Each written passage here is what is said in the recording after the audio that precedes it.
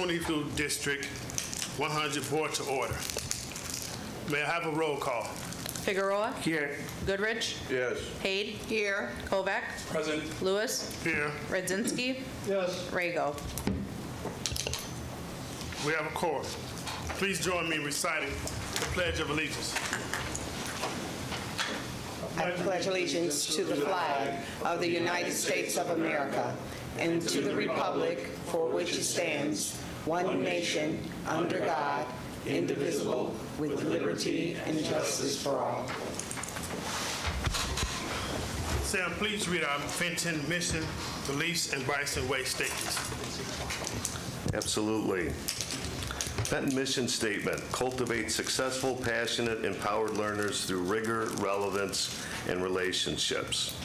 Fenton belief statement: successful, passionate, empowered learners thrive when we provide a safe, caring, and welcoming environment, diversity, equity, and inclusion unify our community, school and home collaborate as one, we champion innovative teaching and engaged learning with state-of-the-art facilities, we infuse social-emotional learning into academics and culture, we prepare students to fulfill their civic responsibility, we immerse students in an authentic life experiences. The Bison Way. Students and adults at Fenton High School create a safe, caring, empathetic environment where we believe in each other, respect diversity, communicate openly, grow together, and hold each other to high expectations to become the leaders and innovators of the future. Next item is recognitions. Kate? All right, so we always have a few sports that go into the summer. And last month, our starting catcher on the Bison fast pitch team received all-state recognition. So I'd like to call up Elizabeth Delgado and Coach Dave Mello. Yeah.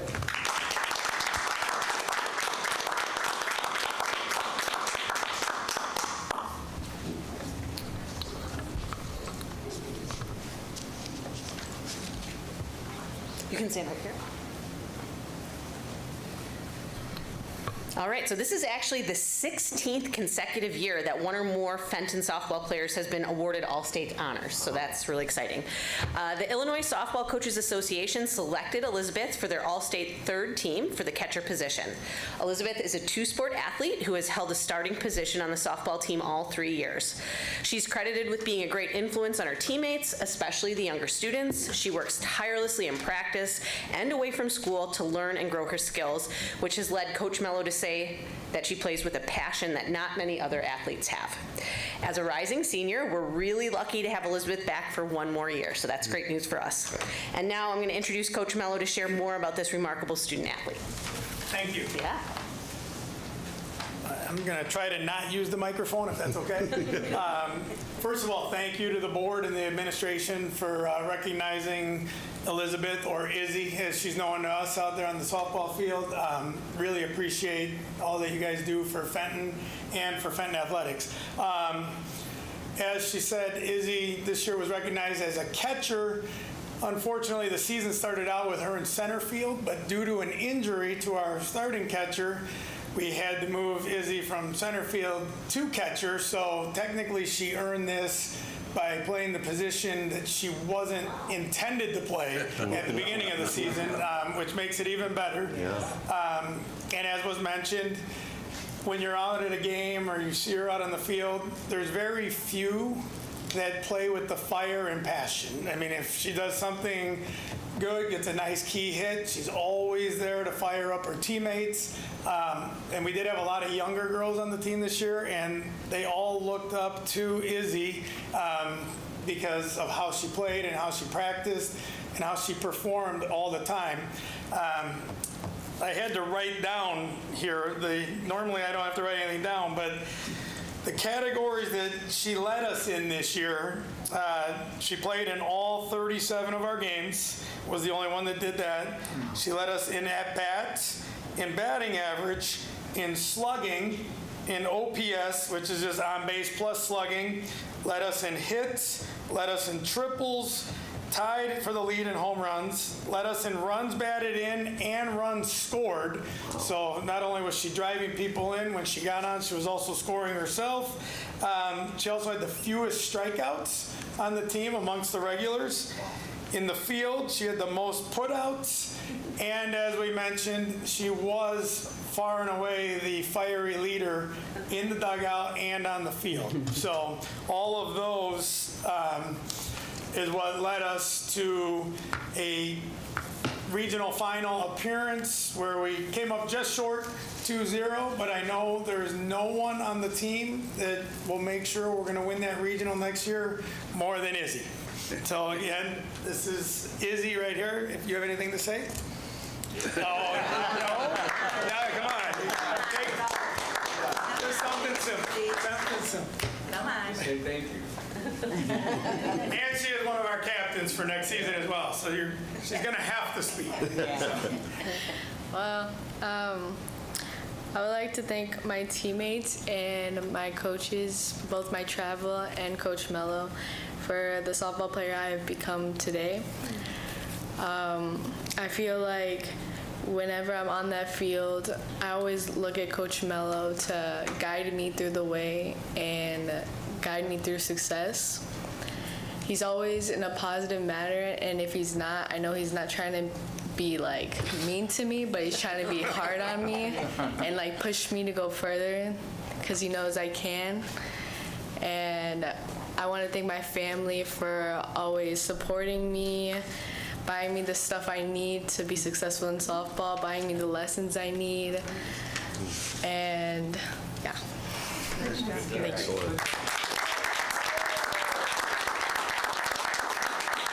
All right, yeah, absolutely. We'll go to the picture. Hey, Coach Miller, quick question for you. Yes. What's slugging? Slugging, so that's like doubles, triples, home runs. So you add all those together and then divide it by the number of at-bats. So Oh, wow. the more extra base hits you get, the higher the slugging. So in other words, the more time you get on target. Okay. What time do you pass first? On your. All right, then you see your doors down there. Looks like there's room here. There you go. All right, so everybody in the back, up a little bit. We gotta hold the chairs. Get the light off your forehead.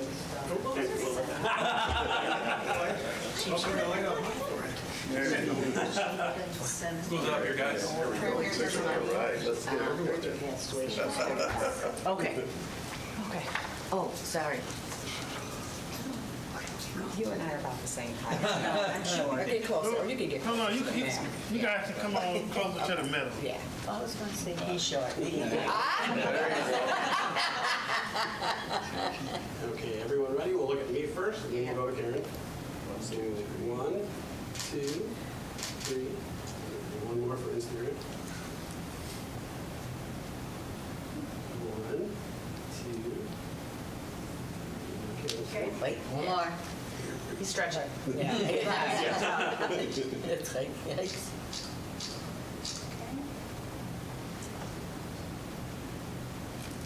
Awesome. Thank you.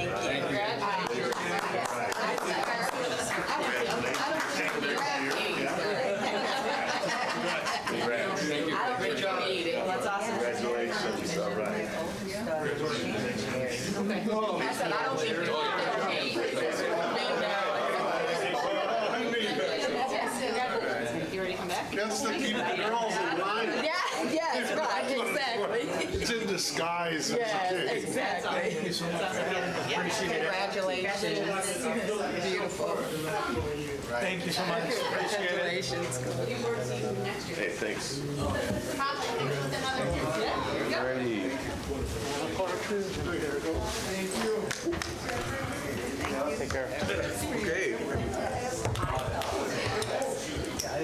Karen, do we have any public comments? No, we do not.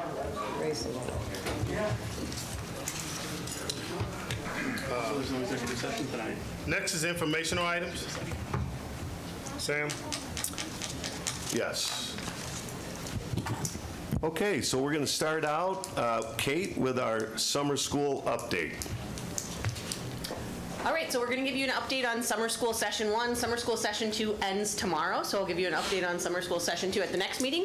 But our session 1 ran through the first 4 weeks of June. This year we had 195 students who earned 255 credits.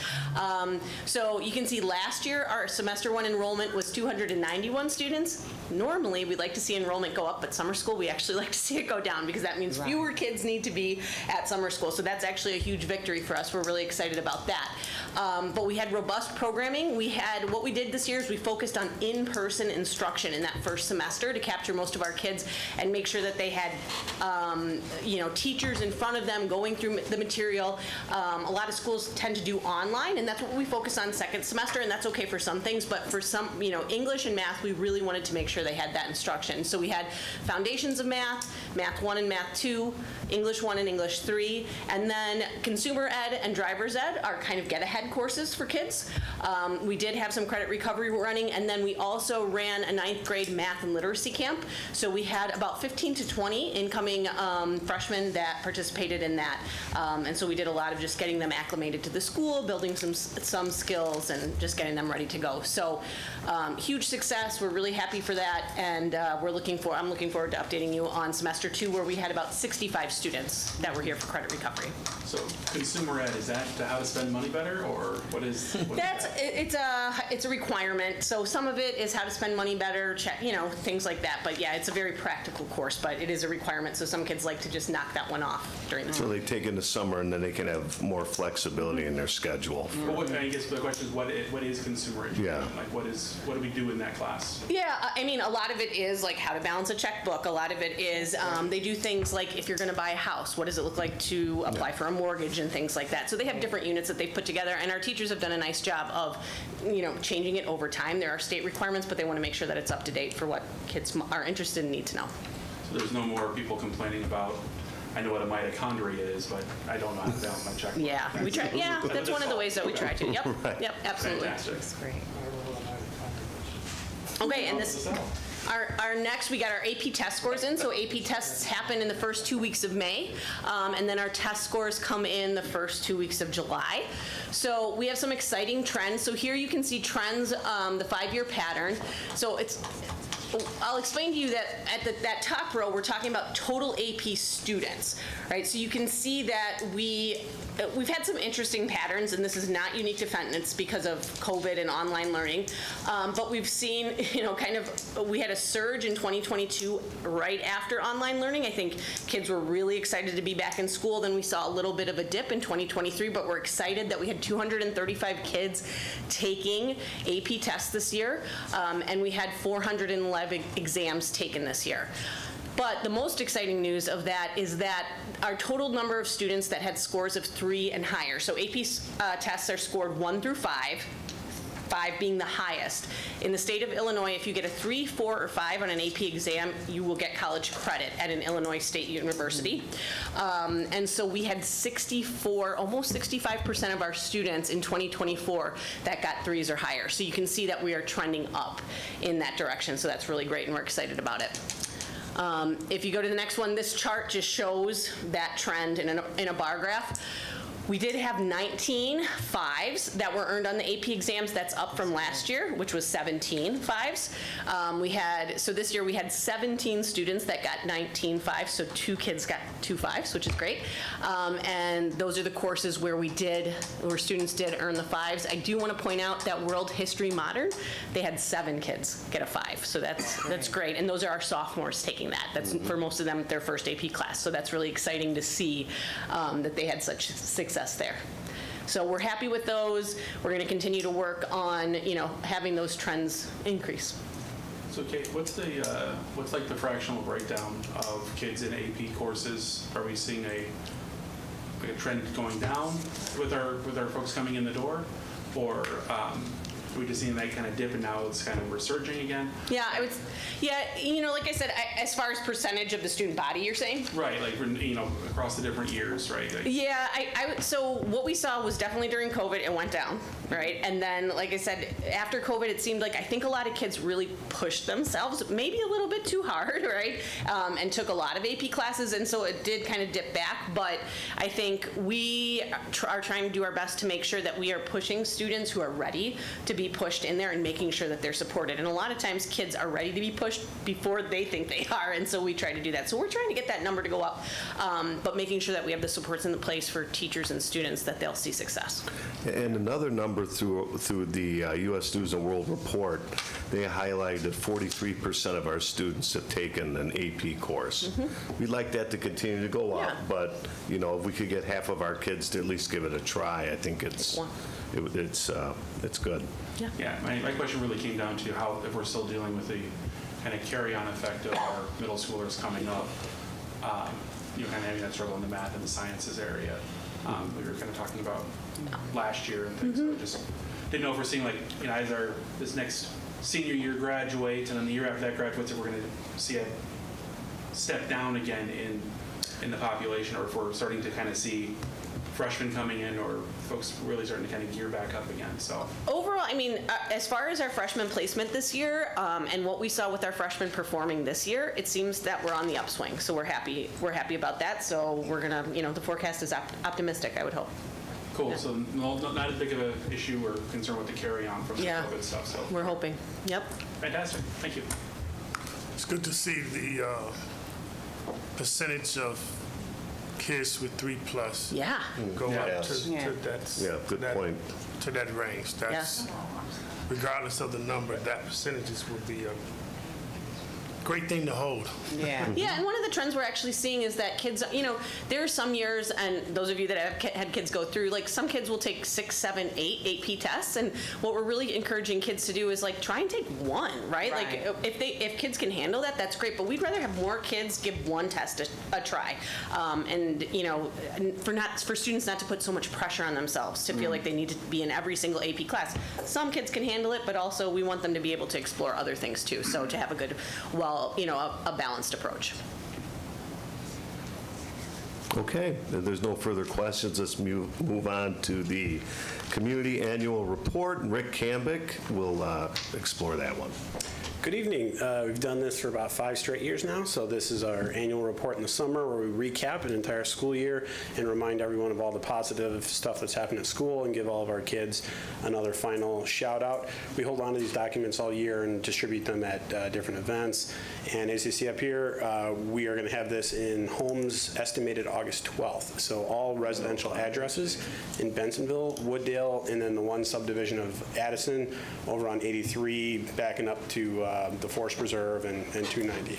So again, the report covers topics such as district updates, which is our STEM wing, the fact that we're completed with our water mitigation project, the fact that we distributed more than $20,000 in scholarships through our Fenton Foundation, academic achievements like the state scholars, our Questbridge scholars, national recognition students, and a little highlight on the Northwestern Medical Explorers program that we had students participating in.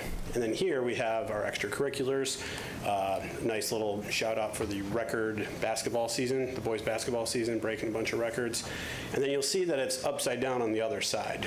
So, Yeah, I was going to say, it won't be upside down in the August 12th residential delivery, will it? it will, yes. So the new format that we have is it will be a dual English and Spanish publication.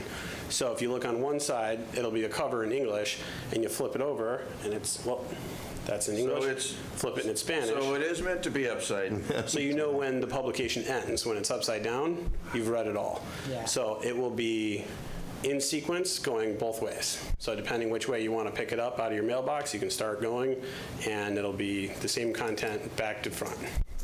Great touch. Yeah. And is this the first year we've done Spanish, Rick, or? This is our second year. Second year, The okay. first time we did it separately and had 2 separate publications, but then juggling both of them, figured let's just sandwich it together. Okay. I like it. It makes everything feel equal. Yeah. Right, good point. That's good. So yeah, it's great touch at the end of the year, and this way we're starting the school year off this time around with a lot of positivity, reminding what kids can achieve this upcoming year. I just want to say I really appreciate that you guys did the inverted like that, because now, regardless, you're reading from the front to the back on the left side. Right, exactly. I know it doesn't seem like much, but Yeah. it does to me at least. You're exactly right. It's left to right, no matter which version you're reading. Yep. Is that your idea? There were a couple of other schools that did something similar for like their course guides and stuff like that. So He's being modest. It was not my idea, but I agreed with it. I adapted it to my needs. Yeah. Okay. Yeah. That's great. All right, and then I'll give you a couple updates. I know it's still July, but we are in full back-to-school mode in our admin team. So a couple of highlights of what we have coming up in the first couple of weeks, even before our students come back. So August 2nd, we are very excited and anticipating a community exercise that Eric Caranda has really been heading up for us. It's an emergency preparedness drill. So you can see there on the left side, we are partnering with a number of local agencies. So the Bensonville PD and Fire, Wooddale PD and Fire, Homeland Security, County Homeland Security, local hospitals, Metro, and other county agencies. So what's going to be happening here is we're going to have an active shooter scenario. So what this does is it allows our participating organizations to test and evaluate our safety plans and operations. So what that's going to look like for us is our entire campus is going to be closed down until 12:30. We've already alerted teachers and students and practice and things like that. On a larger level, all of the surrounding streets will also be closed off, and the agencies are in charge of making sure that all of the homeowners in the area are aware of that and know what's going on. So everyone will be very well informed of this. We have volunteer participants from many areas, but specifically from Fenton. We have administrators, teachers, staff, and students who are all going to be a part of this. Obviously, there's a lot of benefits to this, but from Fenton's perspective, what we're really interested in is the debriefing process. So we'll have an immediate debrief of how everything went, but then Eric Caranda and our two deans will be a part of a continuing ongoing debrief process, and that will allow us to adjust and update our school response procedures to make sure that there are no holes. I have a question. Has Fenton never done this before? We did something, and I don't know this for sure. We did something a couple years ago. John, I can take it comment away. on that. Fenton actually helped the village of Bensonville and Fire Protection District run a full-scale drill for simulating an aircraft crash. I was on that planning committee. Fenton let us use the school to do our moulage, prep our patients, Sure. use this as our briefing point, use this as our staging point. Then Okay. we responded to the scene, we handled the scene, we came back, we debriefed in the auditorium. All right. Yeah, I was assigned to this drill for my task and helped with a majority of the planning Okay. for the past drill. So it wasn't Fenton's drill, but Fenton fully supported it. Lynn, yeah, participated. Yes, So, yes, okay. and there was a lot of benefits out of that. This is All right. going to be a good thing for all of us, quite Absolutely. honestly. Yeah. All right. If anybody's interested in volunteering, just let us know. Eric Caranda can, John will be here. But if anybody else is interested in witnessing or being a volunteer, you are more than welcome. A majority of our administrative team is going to be a part of this because it's a really important learning experience for us. So we're really grateful for this opportunity. And it's been months and months and months of planning, literally, many meetings. So it's really great. Is there a financial component that Fenton has to be responsible for this, or is this all funded by the external groups? I mean, I'm sure we may incur costs for manpower, but, each department covers its own manpower costs. The organizing department is responsible for supporting it. Sometimes you can receive grants for large-scale drills. That's going to fall to Bensonville PD, FPD, EMA, that's Emergency Management Agency. That's going to fall predominantly to them to incur. Sometimes you'll get help through the county. Like the drill we did with the aircraft, we ended up using 4 school buses. So there was a small cost to get the school buses and the drivers out there. It's very minimal, but the return is, you can't even can't even calculate the return. Just the fact that we could practice our procedures and test them. Eric attended a seminar I was at. We had a very long conversation from my past life to my current life, and some ideas and changes because things evolve. We can, don't get me started, we want to end early. If we want to talk about this company, let's meet you somewhere for a beverage, and we can have an in-depth discussion. Finger it. Down that way. I only asked, I didn't see any line items or call-outs in our budgetary stuff, so I was just wanting to reaffirm that we hadn't skipped over it or missed it in some way. So, Right. sounds like it's just BAU stuff, so. Yeah, right. And we'll give you an update next month on how everything went. New teacher orientation is coming up on August 7th, 8th, and 9th. As of now, we have 10 new certified staff, so it's a fairly large group coming in, and 2 new administrators who will be a part of that. So just as we always do, we have student-led building tours, which is nice. The teachers really enjoy, or the teachers are new staff because there's counselors and social workers, getting to know the building with our Link Crew students who give them tours.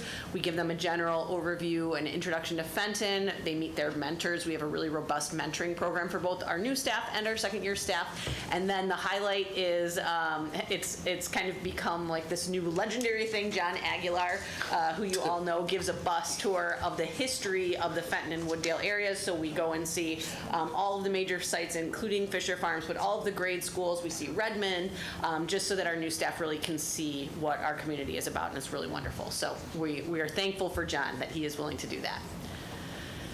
We have our Teacher and Staff Institute Days. Monday, August 12th is certified staff, and then August 13th is all staff.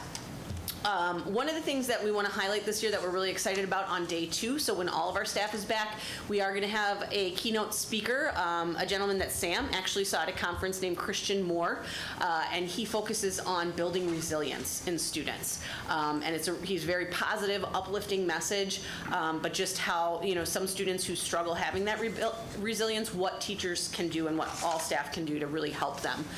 So I think that'll be positive. And then another thing that we're really excited about is that we are going to have all staff mandated reporter training that day too. So again, in light of everything, we want to make sure that that is something that all staff is exposed to. So we're bringing in a law firm to do that with us. Here's a little calendar that you'll be getting in our families will be getting in the mail, so just save the dates. For August, most of which we've gone through. If you go to the next slide, some of the highlights, textbook pickup, we've actually changed this year. It's going to be, we always used to do it one day.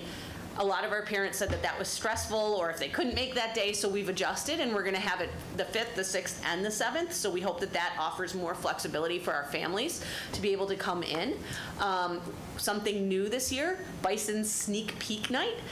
So this is an idea that we had with knowing that a lot of kids have anxiety about the school year. So this is a full week, almost a week and a half before school starts. It's before freshman orientation. It's 2 hours that the school's going to be open. We'll have administrators here. We'll have some resources. They can buy spirit wear. We're going to have Link Crew students, so when students come in, they can go find their lockers. They can walk their schedules. It's just going to be very casual, laid back. It's intended for incoming freshmen, but anyone can come. So any kid who's just like, I don't know where my locker is, or things like that, it's a chance for them just to come in and get acclimated. Hopefully take some anxiety down. So we're excited to try that out.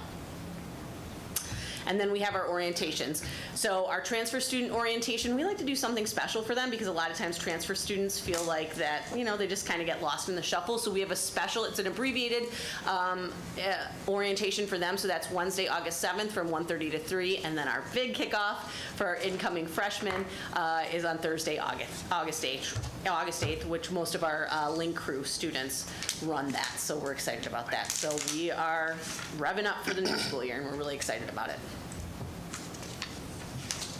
Did I see right that our homecoming is going to be disco themed? It is disco themed. All right. What? Get ready for Sam's outfit. I want to do a special call. I'm excited to see what Sam's going to bring. Thanks for the heads up, Kent. I can start planning that now. John Travolta. John Travolta. You mean Sam Travolta. There you go. Got to roll these in a little thicker. There you go. Part of it. Okay, Jose, you ready? Yeah. For FOIA update. So, FOIA, we have 2 FOIAs that have been resolved. First one, gentleman was asking for a copy of our current strategic plan, list of ESSA list of law firms to submit a proposal for RFP. The second one was asking for emails of board members, teachers, and administrators. So both have been resolved. We're all good.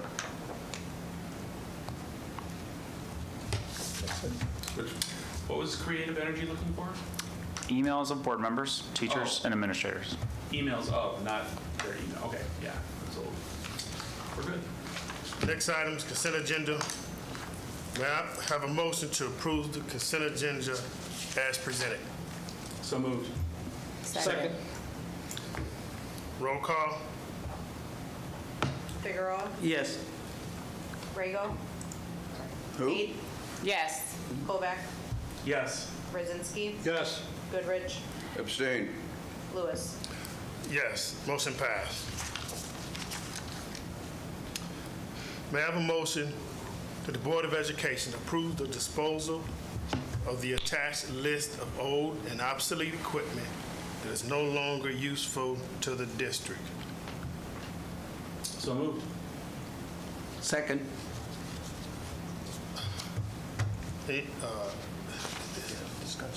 Discussion? Yeah. Were we able to get any money for that? Yeah, I can take that question. Brittany is spearheading this, but yes. So basically, we will get whatever we can get as we basically recycle this equipment through Yeah, 'cause that companies. stuff Yeah, probably right. still has usable It life. has, exactly, right. So we will get whatever we can out of it, yes. Roll call. Figueroa, Yes. Haid, Yes.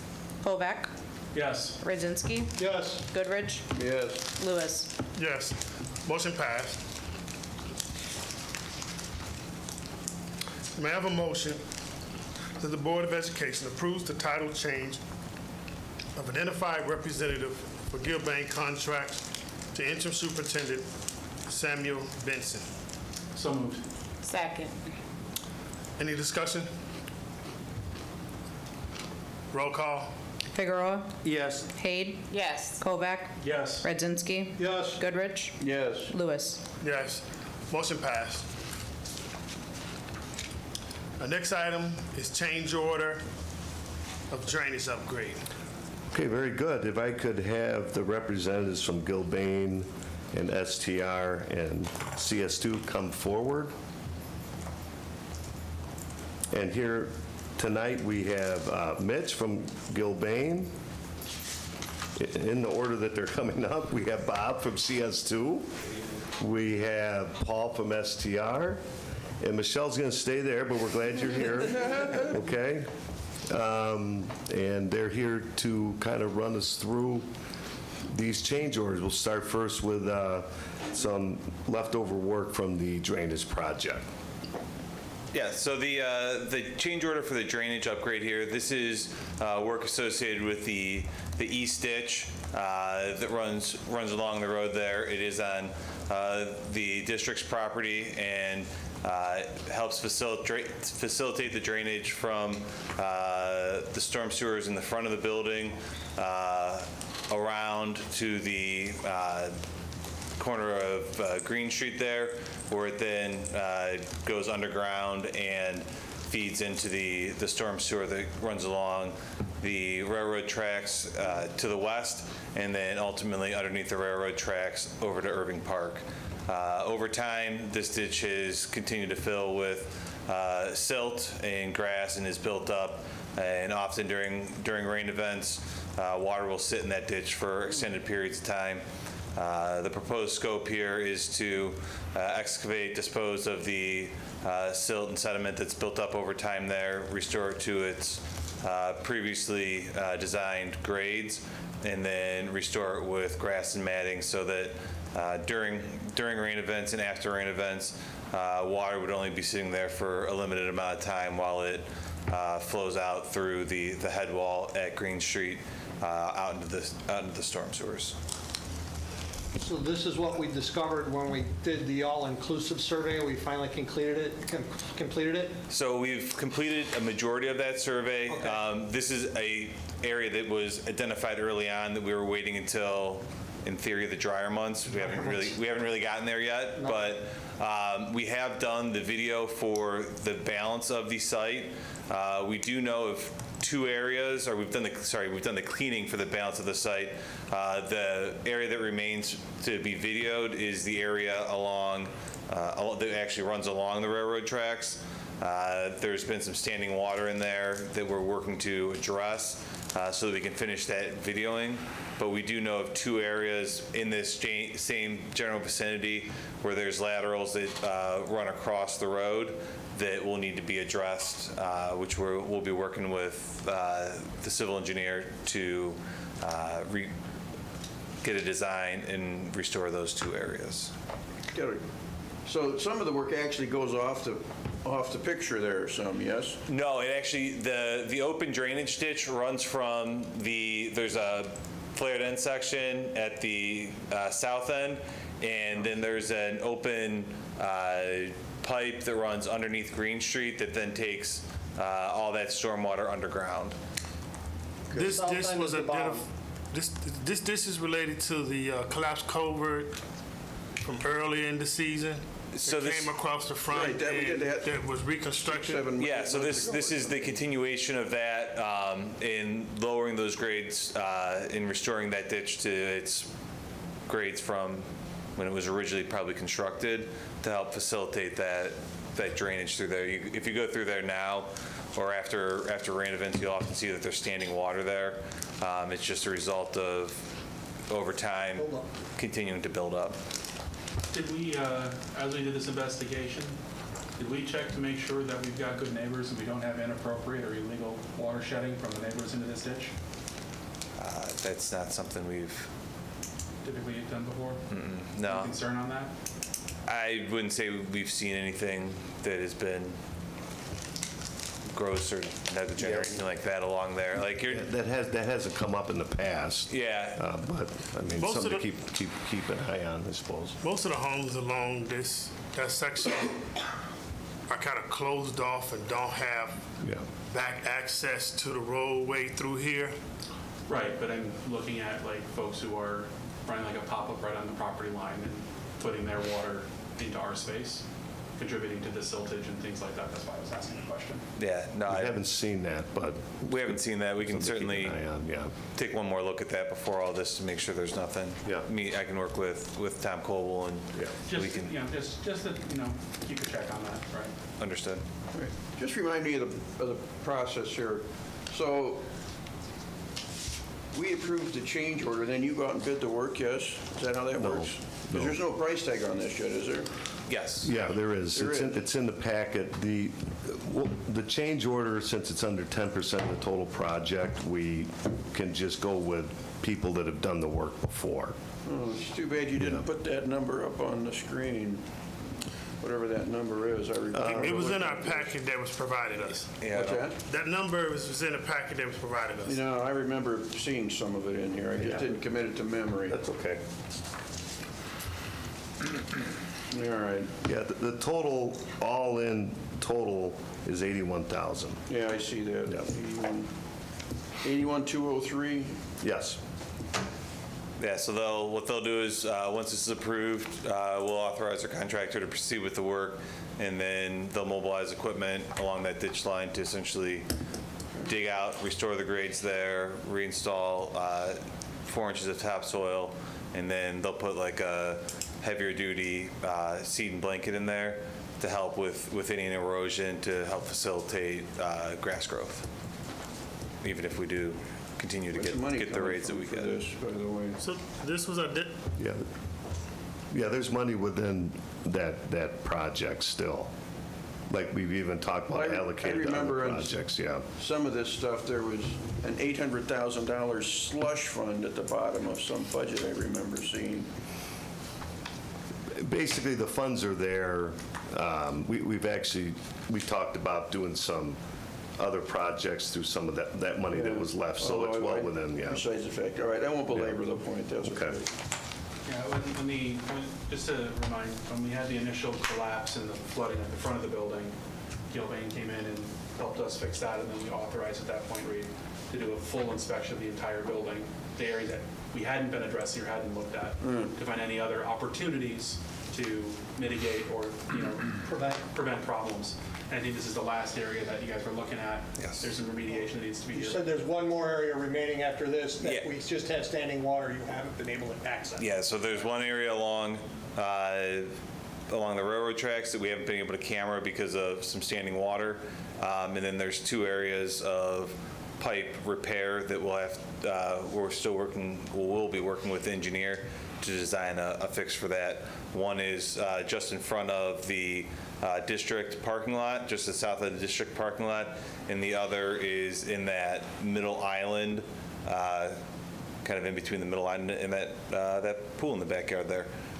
So kind of in that line right there, there's a line that appears to be collapsed that we weren't able to camera through. So part of the areas, the lines along the railroad tracks,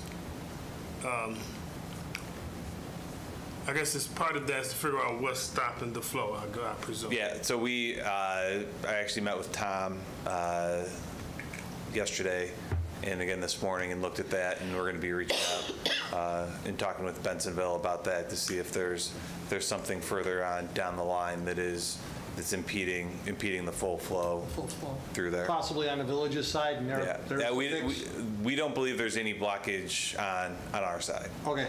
So we were able to fully jet the lines all the way through. It's just with the 4 to 6 inches of water that's standing in that pipe, you can't get a good view with the camera through there.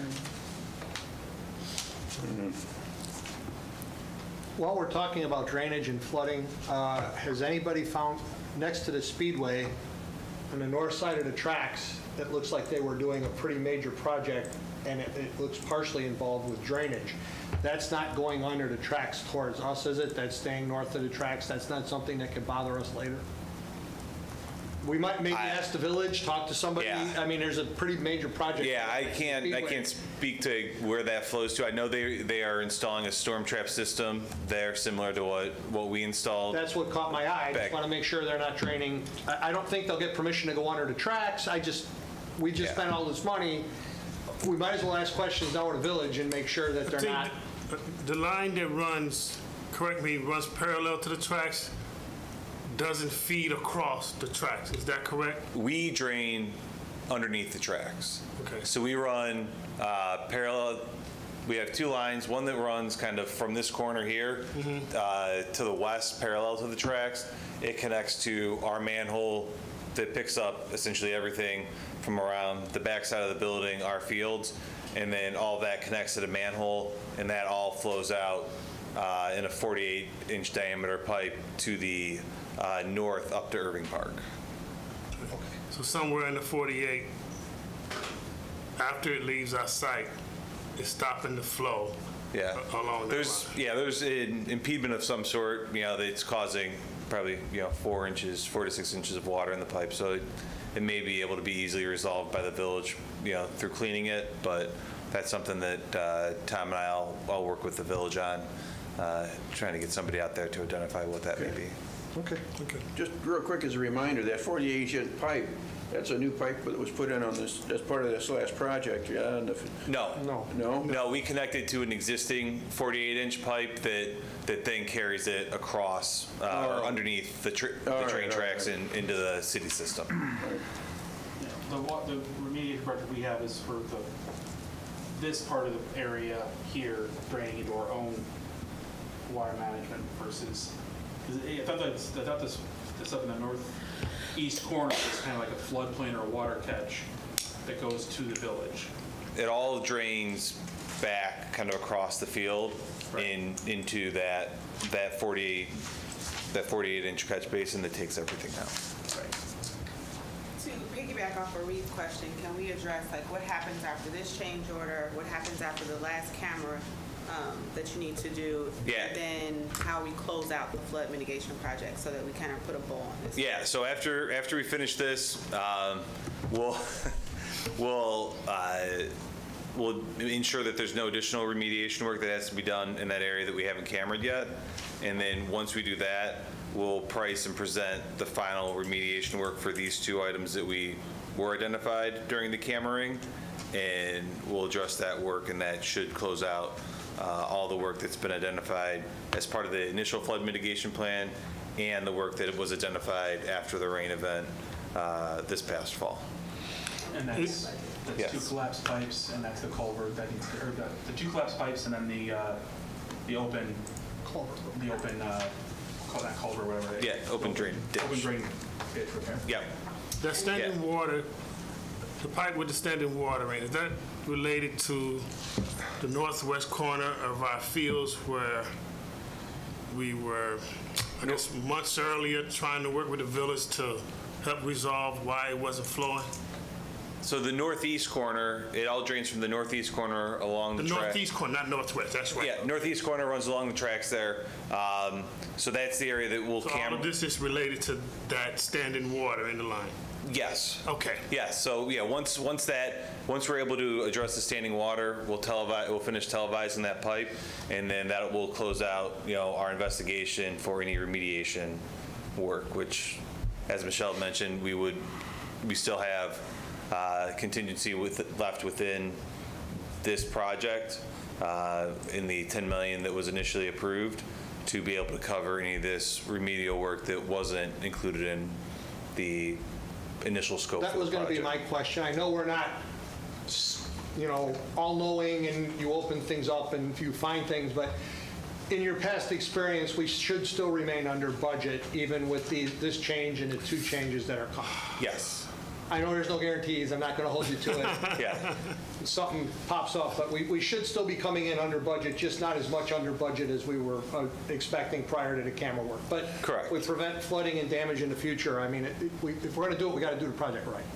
Correct. Yeah. And then anything that's left over from that flood mitigation project and the contingency, once we do these last 2 items, we would return, and you guys can decide what you want to do with that remaining. Where we're going to push it as a board, so that's great. We're going to get money back, but just not as much.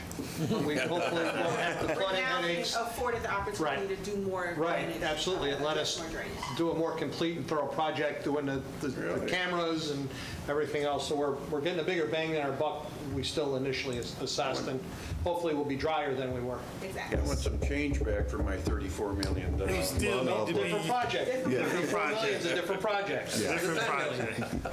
Yeah, this was, How often This do was you to- clear the ditch? And from a maintenance standpoint? It's more of maintaining it and just ensuring that it doesn't, if you start to see sediment and buildup in there, it's much easier done in smaller increments over time. And again, with this regrading of that work, once the grass is restored and everything through that ditch, it will be easier for the maintenance team to maintain that ditch as well, because right now it's often partially full of water, so it's harder to get in there and maintain, so that the team will be able to maintain that ditch with a little more ease. And Sam, that's something that we'll be specifically communicating to our maintenance crew for this, right? Cool.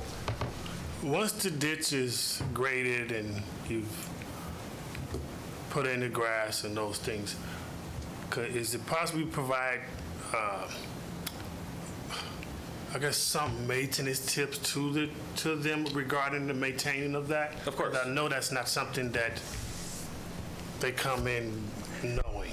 Yeah, no, we can certainly provide some recommendations, with talking with both our trade partners and the design team to make sure that we come up with a plan that works so that all the work that's put in here is maintained throughout the years to come. 'Cause especially the ditch maintenance, because that's kind of specialized.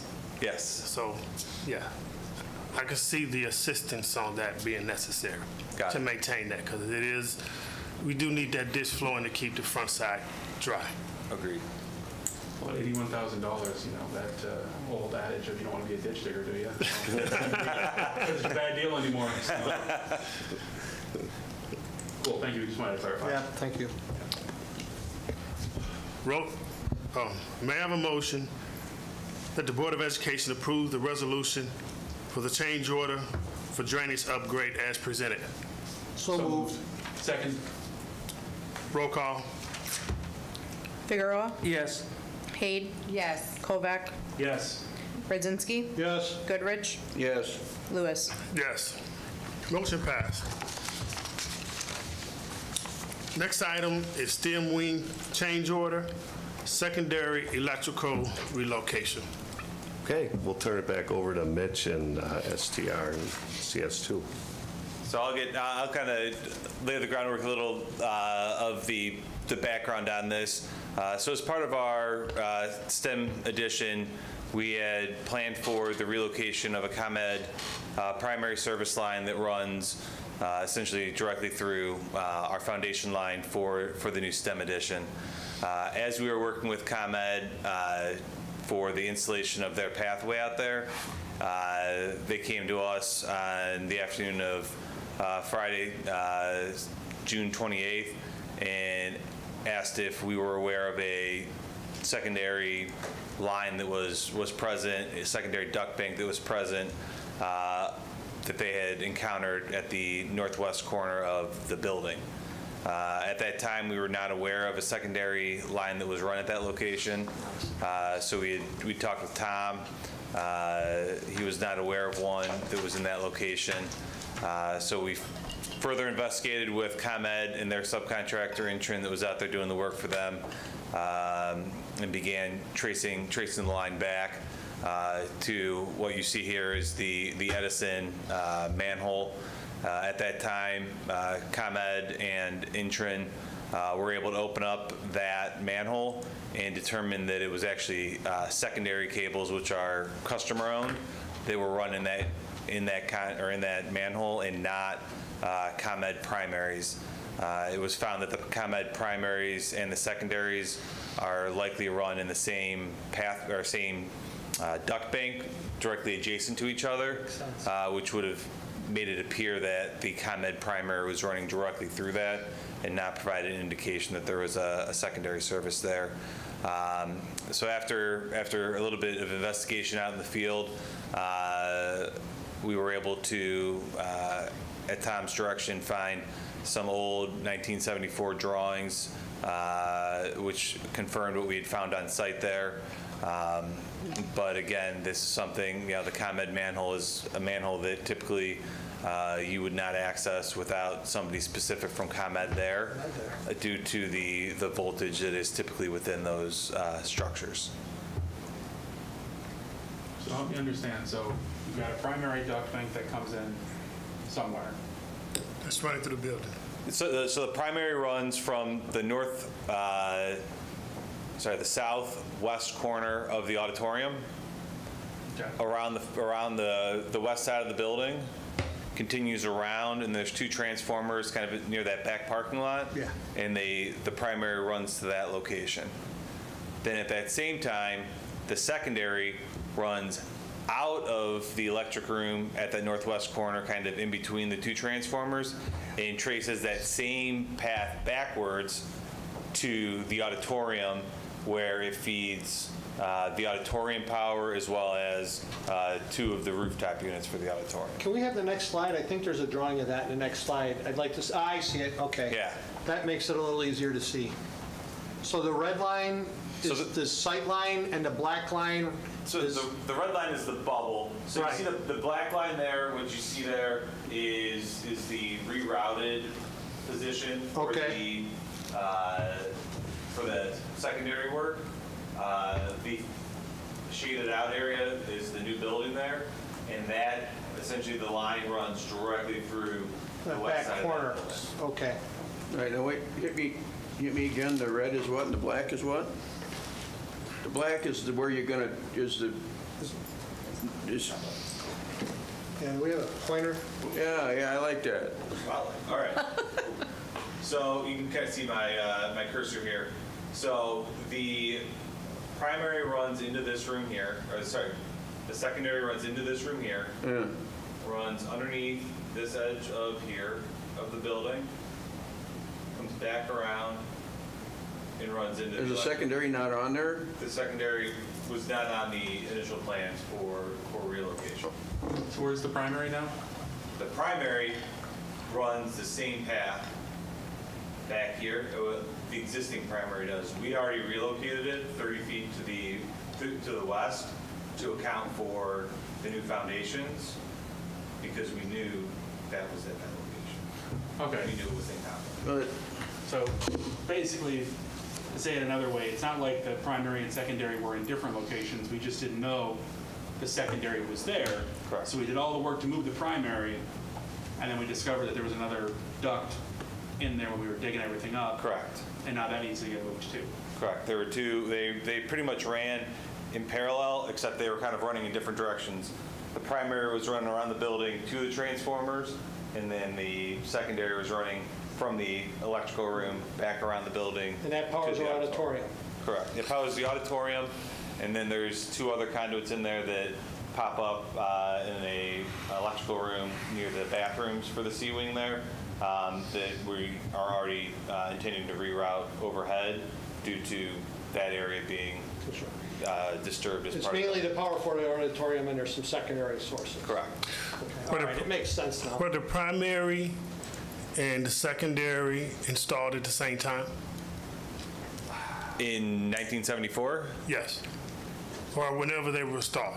I'm not sure if they Yeah, were done I- at the same time frame. I would think so. That would be probably. Because that duct bank being that it says ComEd on it, it was probably parallel, they were just paralleling the feeds because they could build one trench and run all the conduits in one trench. So it would be cost effective to do it that way. Okay, so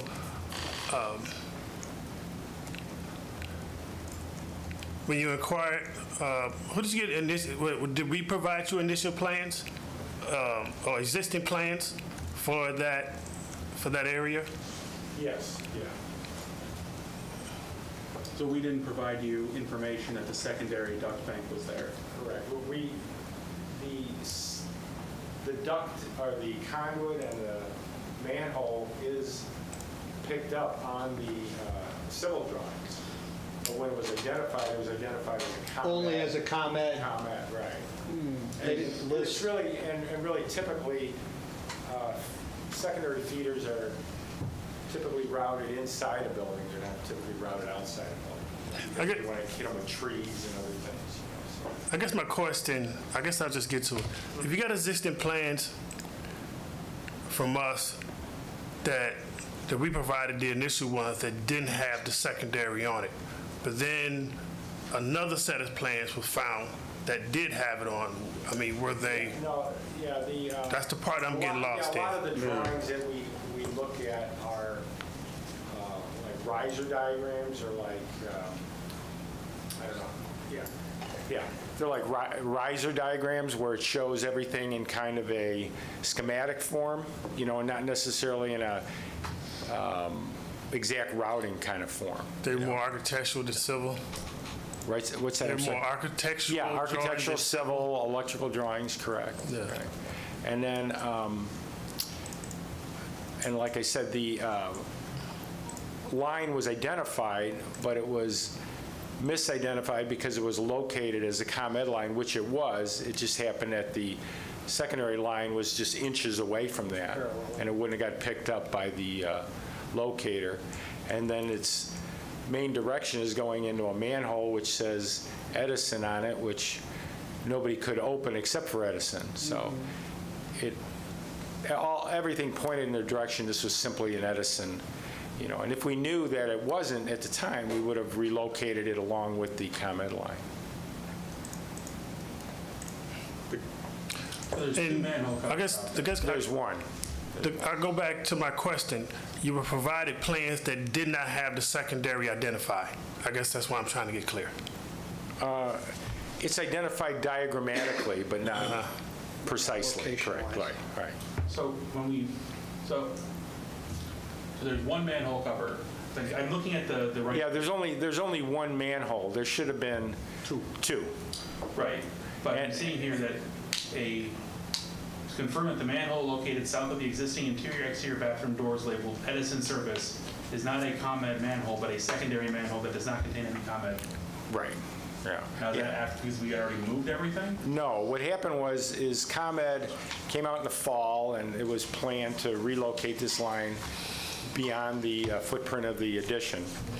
And then what happened was this, just recently in June, they were actually looking to do the work, is when they opened up the manhole, finally, ComEd did, and we're like, wow, that's not what we expected. We thought our stuff was going to be in here, and it wasn't. It was also full of water, it had to be drained, and that's when they found these other feeders. So this manhole here that you see the picture of, while it's labeled an Edison manhole, there is no ComEd line running through there. It is only secondary lines that are running through there. Well, why wasn't, I'm trying to figure out if it's a manhole. Yeah. I mean, when you have, go ahead, I'm sorry. Well, no, I'm trying to, it's just a layman's point of view. I'm hardly an electrician or an engineer, but there was a manhole. Nobody saw it till now. No, the manhole was identified on the civil drawings. Yeah. As a Commonwealth Edison manhole, because it says ComEd, Edison on top of Edison, it. yeah. And the lines that were traced lead right in that direction. Right Now, next to it. when Julie comes out to mark, there's like a 18-inch plus or minus tolerance, Right. Or somewhere in the area, so everything led them to believe that this was, So Julie was out here and they did mark this. correct, right. And then But that but line. what you're telling me, there's a margin of error in a fashion. Right. And then that line was being relocated as an Edison line. Yeah. But it wasn't until just recently, when ComEd finally went to move the line to do the actual work, that even they realized it, because they were going to move the manhole when they realized their stuff wasn't in it, so. So that's what I keep coming back to. Yeah. So the primary never enters this manhole cover. Correct. It goes directly, they're parallel to each other, and then they just missed the manhole. So it's from the building to the transformers, no manhole in between. Right. They should never have used a ComEd manhole for their. Yeah, now you guys, when we say we're moving the line, that's the other, The ComEd line, right. When you say we're moving the line, and then you say, well, ComEd has come out to move the line. Well, by us, I'm saying the collectively, ComEd is part of the process of moving the line. Right. So, but did we already put the conduit down, all the ditches put in, and just moving the actual, they're just running a new piece of copper through it? Or aluminum? For the ComEd primary relocation, our responsibility on the owner's behalf is to install the pathway, and then ComEd comes in and physically pulls the cable through it and does the terminations at the transformer to make the new terminations, and then does the terminations at the existing handhole at the southwest corner of the auditorium. So that is ComEd's work. This was identified when I said we found the secondary duct bank. It was identified when ComEd's contractor Intron, they actually do the pathway work from our conduit actually into ComEd's equipment. Since we're not able to work within their equipment, that's when this was found as part of their excavation around the transformers. So, go ahead. I have go ahead. Yeah, I'm just trying to get to the end here. So this manhole cover was put in. We made a gross assumption that the primary ran into it. That was incorrect. It's got something else inside of there, which is the secondary. So ComEd never owned this piece. And then we did all the conduit work to move it. So our conduit's been pushed over to the left. We buried it. It's all ready to go for ComEd to come in and pull their line through. Now we got to dig up another trench to put a new piece of conduit in for the secondary line. Correct. Yes. That's the part that I was trying to get to, is that we completed our work, which is we did all the conduit. They've got to come in and put it in. It would have been cheaper for us if we had known we needed to do 2 sets of conduit. But now we got to go back and do another trench, more conduit, and then we got to pull, someone else pull the secondary through.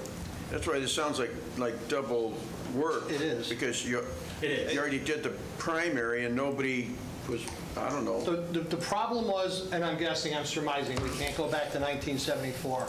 Someone had a ComEd cover, they paralleled the ComEd line within the 18-inch fudge factor, and you don't open a ComEd vault without ComEd, so everybody is assuming. And once ComEd opened that vault, it was discovered, this ain't our line. So someone saved money in 1974 by using the wrong cover, and we're paying $316,000 today because of that $200 savings in 1974. My guess is that whoever was running this did both. And Possibly in meant to do- 1974? My guess is that if I were to look at this and go back in time, the primary was supposed to go through the manhole cover, and the secondary was supposed to go through the one that bypassed it, and they Flipped it. Very possible. Now, Very possible. I mean, if you look at it, that's the only explanation that makes sense. Why would ComEd put a manhole in there and not use it? Right. But Reed, one thing to just address with what you said is, it is, I wouldn't say it's double work. We still would have had to have done this work no matter what, if we had known it at that point in time. But we obviously would have been able to have done that work at the same time. Well, yeah, but we still would have had the same conduit and. Well, yeah, but I'm thinking of now you got a double trench, or you got to screw around with that. Yeah, so they will, similar to what we did with the primary relocation, they'll bore it from, they'll directionally bore it from the almost a transformer location underneath the foundations but to the. to Reed's point, in today's world, would they have allowed you to run those two lines that close together in that 18-inch fudge factor? You would have still had to make two distinctly separate ditches. That's correct. Yeah. Yeah, now they wouldn't let us do that because of these problems. Yeah, right. And So we would have still had to dig two ditches, you just would have done it at the same time. And Because you can't parallel running anymore. any customer-owned cable. We avoid running it even outdoors. We prefer to get it below the slabs because of this kind of stuff. So let me ask this question. We knew we had a secondary line. When were we going to do the work to identify where it was? I'm guessing there had to have been some line item somewhere of, we got a secondary line running through the building, we're going to identify that. Yeah, we identified some of the lines that we did relocate. There was, I think, a total of 7 lines or something that came through that we did relocate. We just didn't know the auditorium lines went under there. Right, but we didn't. So there were other ones we did because the part of the building was being removed. We had relocated those. They're all part of the project to move those. The question I'm asking is, the auditorium has power somehow. It's coming from this transformer. But at no point did we, up until this manhole cover was open, we bothered to look and figure out actually how the auditorium was powered. How the power was getting. No, because it's all below the ground. They did identify lines outside, but those lines were never identified as auditorium feeders. They were identified as the ComEd feeders because of their close proximity to the. Yeah, I know, but in my world, I would call it as simple as taking an inventory. If I've got 7 or 8 lines coming in, I certainly want to know where all to trace them back to wherever they're coming from. Yeah, typically it's. They're buried. They're buried. They're under the building. They're under. When we say they're in the building, the way we don't Julie, mean when we take in the building, we don't mean in the ceiling. We don't mean in an accessible. Below the slab, typically, right? So it's not in the building; it's under the building. Yeah, correct. Yeah. I know it sounds familiar, but it's right.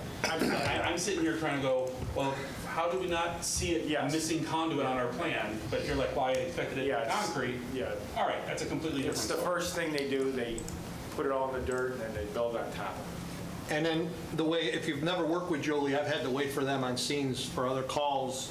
There's that fudge factor, I call it a fudge factor, it's probably of 18 inches, and the fact that our wire was within that 18-inch range, the technology they use can't detect. It just picked up one there's item. electricity going, Right. and it's in this 18-inch range, and we got very unlucky. Well, I don't know. Somebody saved money in 1974, we're going to pay for it today. The question I still have has to do with the initial collection of information about existing conditions. What was different about the plans that were initially provided you on the addition of, on the additions, than the one that was found after you guys were told that that was a secondary line, because I guess what you said earlier was that on the plans that were initially provided, it was labeled as a ComEd, ComEd pole. That was ComEd, but the plans we later found, the secondary line was identified on. Was it an incomplete set that you were initially provided, or was that a whole nother set of plans?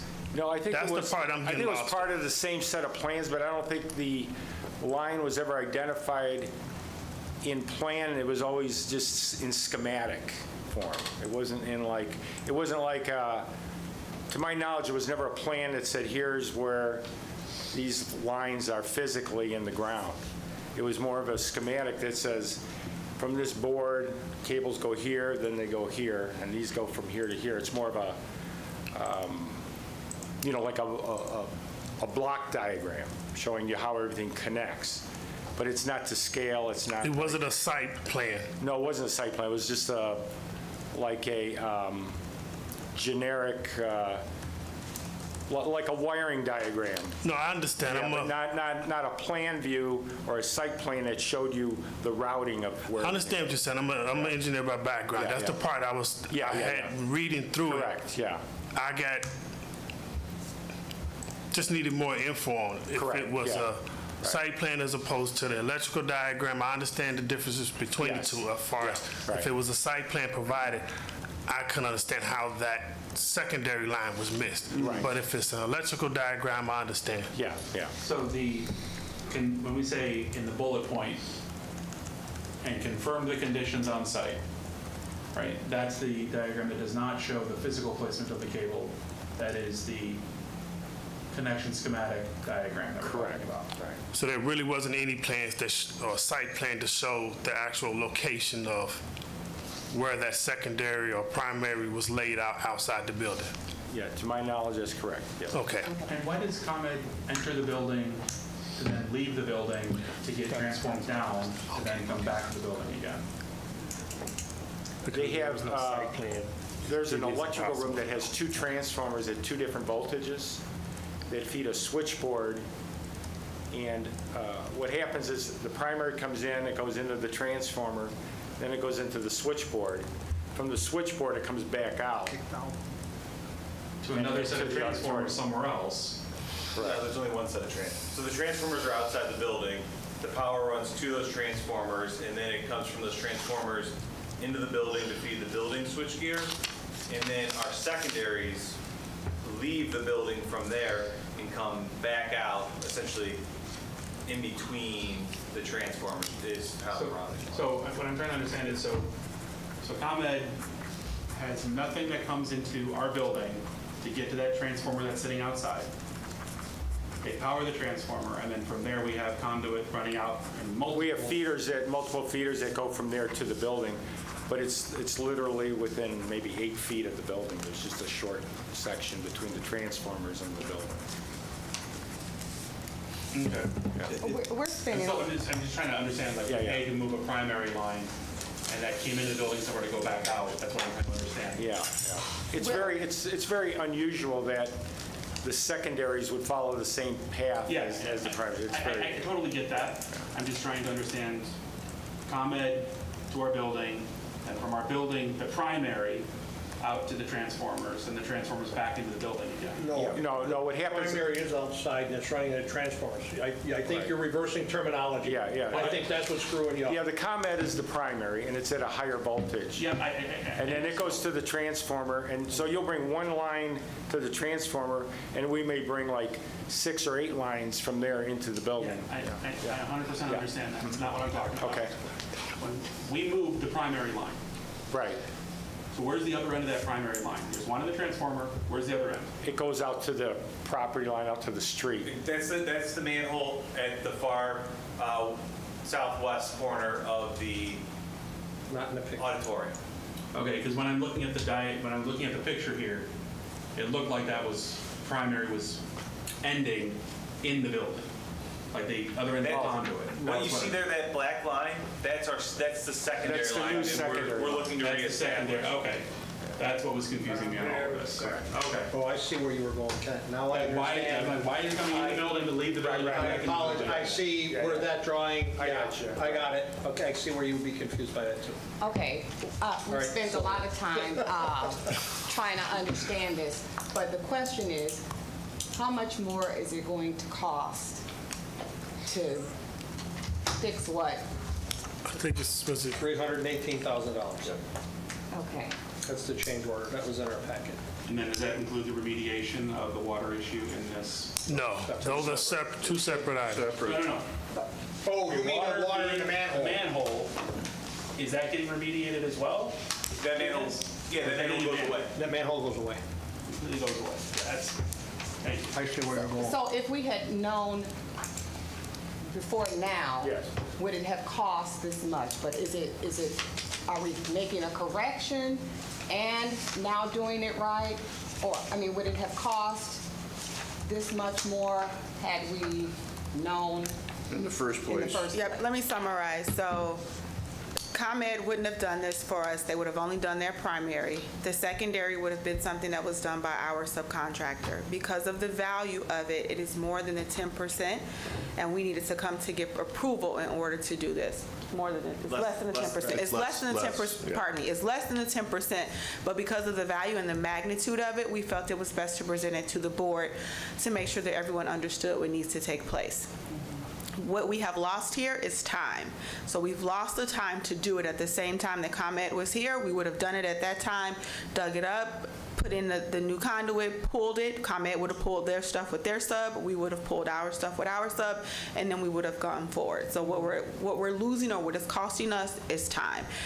Is there some inefficiencies in not doing it at the same time? Yes. But is it something that you guys would have paid for at the bidding time? Yes. So this, while this is labeled a change order, it is something that you would have still needed to pay for and would have been part of the original base bid had we known at the time that that was here. So yes. That's my question. Yes, so this is something that we would have had to pay for either way. It is unfortunate that we didn't know that they were so close to each other, that it wasn't a ComEd line, so we could have told ComEd and their sub to do it, but it would have, because it belongs to the school, it is your secondary line that you guys put in the 70s. It is your responsibility to relocate it at your cost. Yeah, that was never a question, just the way this is constructed. It was. I wanted to understand. No, but I think the question is because had we been able to do this the first time, it seems like we could have saved a couple of bucks. But, Instead of it's not an option. $318,000 would have been 200. I know we can't go back in time. It's the difference of in scope and out of scope. That is true. It's a what? There's a It's a difference matter of in scope and out of scope. Could we It's have just as gotten simple as a that. better price if we would have packaged it all together? Likely. Change orders are often done by our subcontractors. We try to keep them honest. We beat them up. We say, hey, we want to make sure that we can continue to do work with this school, with this district at a cost that's reasonable. So yes, did we go through their proposal, make sure that there were some efficiencies in there and that you were getting the best bang for your buck at this time? Absolutely. Yeah, I think the only feedback in all of this is that the way this was presented was really confusing to us. And I think we could have done a better job presenting this in a more Concise and, yeah. concise, but then also like the drawings and stuff, like, here's what we did, here's what you guys still need to do.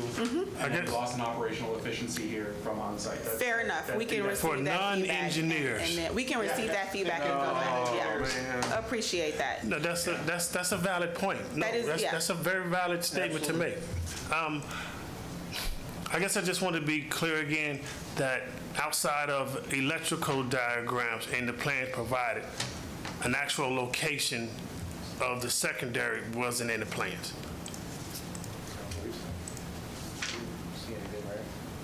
In the existing plans provided. That was my question through it all. Not necessarily in scope, out of scope, and all of that. Is that as far as the plans provided, an actual location wasn't in the plans. Because I understand about those electrical diagrams. If you ain't an electrical engineer, they don't make sense. I get that. But If they do exist, I've never seen them, because the only thing we worked off, like I said, we had building drawings, interior building electrical plans, and we had schematic plans. And then any identification of the site work was off of the actual surveys and everything that was done. Oh, it was off of surveys and not plans? Correct. For the locate, that's where that manhole, like I said, is located and it's identified. So at the end of it, we But have I'm to not pay aware of for any it. drawing. That is Whether or not we have correct. the drawings or not, we're talking a few $1,000s in having the. And the intent is that this on-site. will come out of contingency, and I've also asked our team, knowing the scale and magnitude of this particular change, so let's go ahead and take a look and open up the walls that we need to. We're hoping nothing else is in the ground, right? We've had Julie come out here, ComEd is out there, et cetera. However, when we think about things like this, there are other things that may be behind the wall and chases and things that we were thinking, that we thought was here.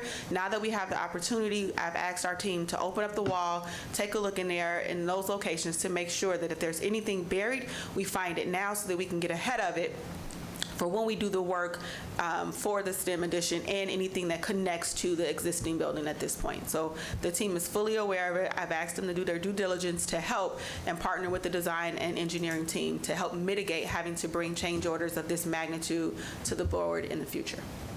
Thank you. Thank you.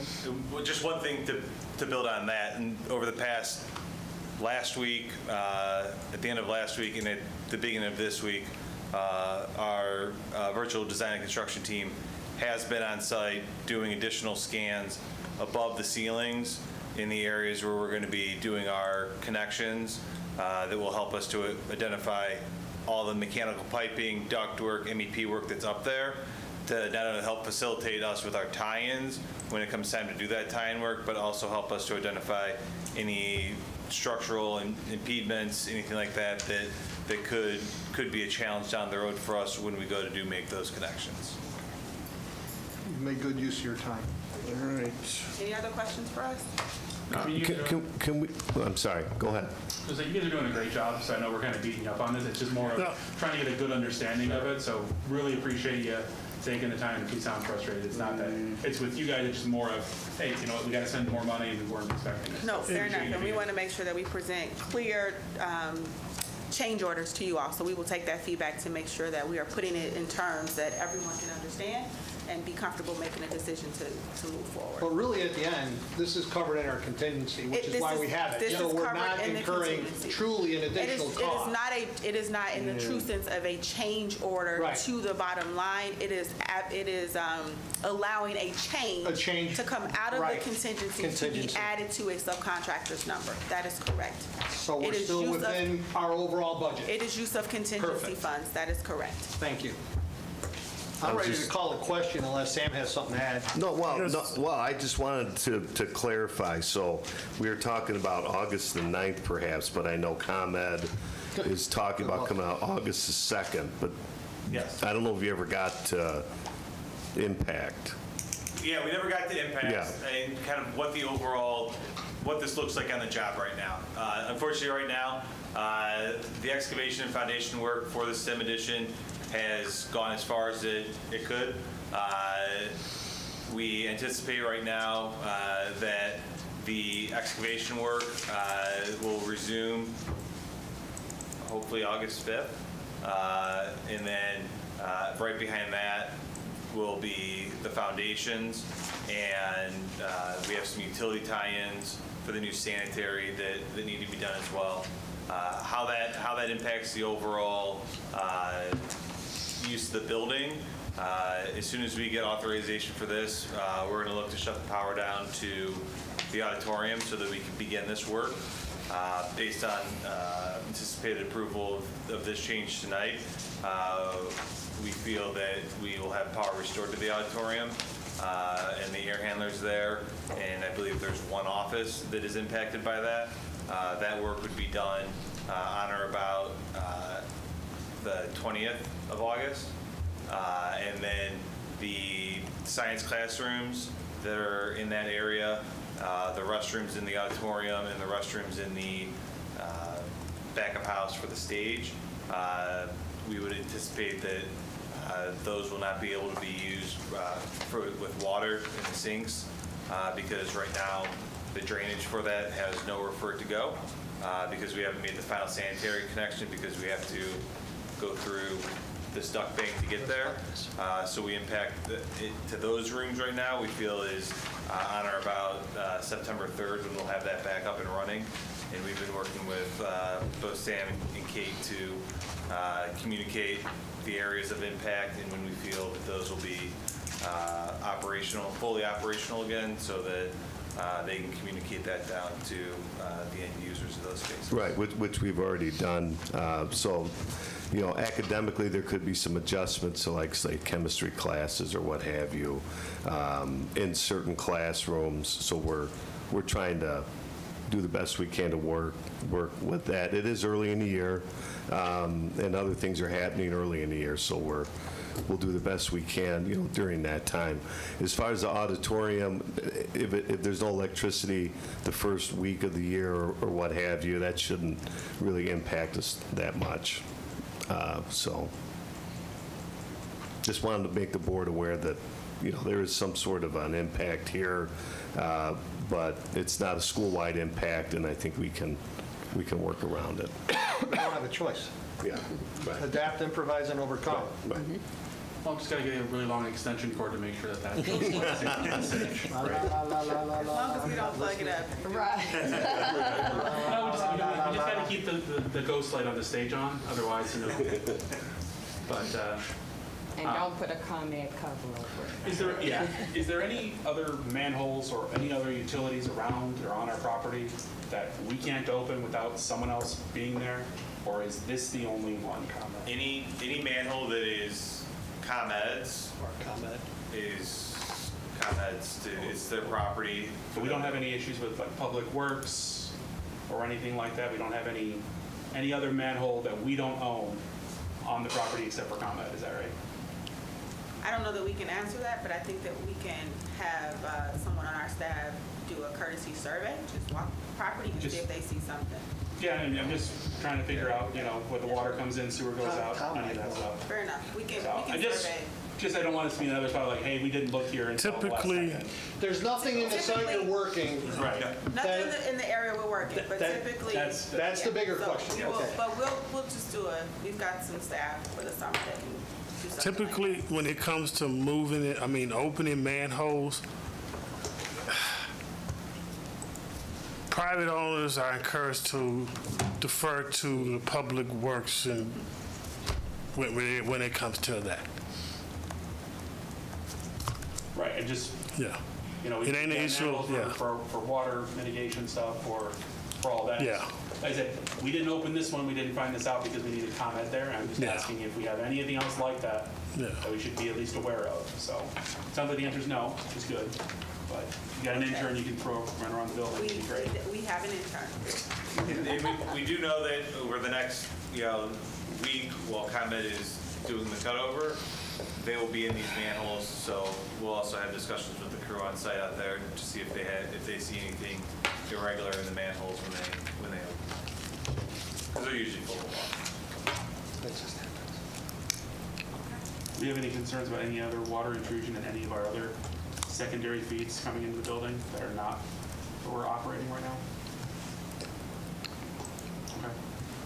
Just asking the question, if this one's full of water and what have you, didn't know if that could ever. Unfortunately, most electric manholes, despite what you think about power and water, typically require to be pumped down for any of the utility providers to work in. All right. I think we beat this up. I'm back to call on the question. No, I've got one last. Hopefully this is there's an item here called subcontractor costs plus 5% markup. $83,000. Can you give me some more of an explanation? Where is that? That, I believe it's probably the boring in the drainage. Yeah, that's what. The drainage. We just talked. That was the one we already voted on. We already voted on that one. Drainage? Yeah, and the inside. Wait. Didn't we just do drainage? Yeah, Yeah, we already talked about that number. we already did that. We already did that. We already addressed that and voted on it. We're talking about the STEM wing change order, electrical I'm relay. looking at change notice two for 300,000, 380, 800. Yeah, That's this one, okay. That would be the, likely be the, I don't have it in front of me, the boring contractor. So if our subcontractor if our electrician is using a subcontractor, they would be allowed 5% markup on their subcontractor's cost as part of the work. That's 5%. So part of this 83 is the cost of boring. Yeah, the actual installation of the conduits. What? The installation of the conduits, Yeah. that would be done by a subcontractor. Does that, right? Yeah, that's correct. The subcontractor, Carlisle, would do that for Fitzgerald Electric. So it's Carlisle's cost plus 5%. A second tier sub will do that. So we've got our first tier sub, which is our electrician.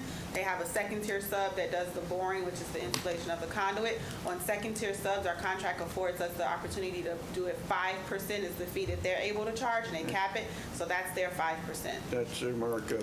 Yep, that's their markup. Okay. All right. Thank you very Thank you, much guys. for joining us. Thanks. Appreciate you guys. May I have a motion that the Board of Education approves the resolution for the STEM wing change order for secondary electrical relocation as presented? So moved. Second. Roll call. Figueroa? Yes. Haid? Yes. Kovac? Comment says I can, then yes. Radzinski? Yes. Goodrich? Yes. Lewis? Yes, motion passed. Does anyone have any committee reports? We got Community Foundation tomorrow. Sam and you guys are showing up to that? Yeah, I think we have, I think we have a couple tennis players coming too. So Pedro Rodriguez and Rick Cambick. Okay, cool. With that, we do allow the community to use the tennis courts. Is that correct? Absolutely, yep. Okay. And then policy, we talked about a bunch of policy. We'll be doing a catch-up for March, and for July, we'll be voting on that next month. I don't think we had any That's No, NASEC is No, going to be NASEC. until August. August. Yeah. And we've certainly beat up finances and facilities. You want to give a review, John? Review your packet. Have a nice night. Are we done? No. Almost. No. Oh. Just checking. Yeah. Our next board meeting, Wednesday, August 21st, 2024, 7 p.m. with a tentative policy committee meeting at 6 p.m. prior to the regular board meeting. I think it's fine. We're not doing a policy, are we? No. No. finance and facilities. All right. That's It should be okay. Sorry okay. about that. With a tentative finance facility meeting prior to the regular board meeting at 6 p.m. May I have a motion and a second to adjourn? All in favor, say aye. Hey. Thank you all, and good night.